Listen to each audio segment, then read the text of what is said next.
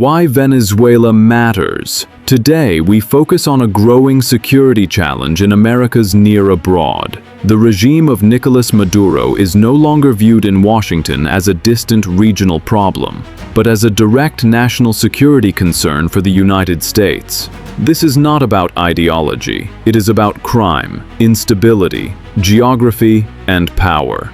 A criminalized state. First, narco-trafficking and organized crime. Venezuela sits on major drug transit routes into North America. U.S. authorities have repeatedly accused senior figures in the Maduro regime of protecting or enabling drug networks that fuel violence and narcotics flows into the United States. This is not just a law enforcement issue. It is state-enabled criminal activity operating close to U.S. borders.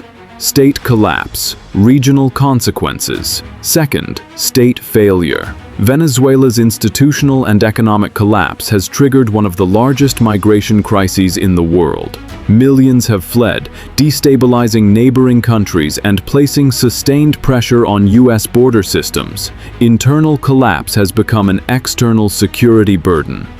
Hostile power access. Third, alignment with U.S. adversaries. The Maduro regime has opened Venezuela to extra-hemispheric actors seeking strategic access near U.S. territory through intelligence cooperation, military ties, and energy deals. For Washington, this crosses a long-standing hemispheric red line. Why Washington cannot ignore it. Under Donald Trump and successive administrations, Venezuela represents a convergence of threats: transnational crime, mass migration and border pressure, rival powers operating in the Americas, a failed state exporting instability.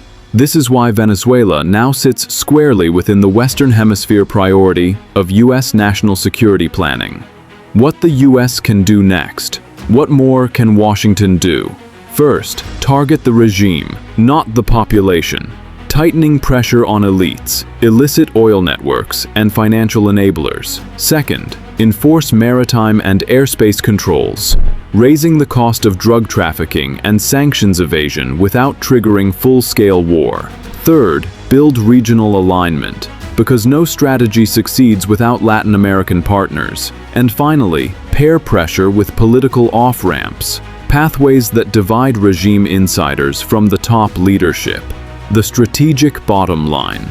Venezuela is not another distant conflict. It is a test of whether the United States can manage criminalized governance and hostile influence inside its own hemisphere. The answer is not reckless intervention, but disciplined, sustained, and coordinated pressure. Because in the Western Hemisphere, instability never stays local.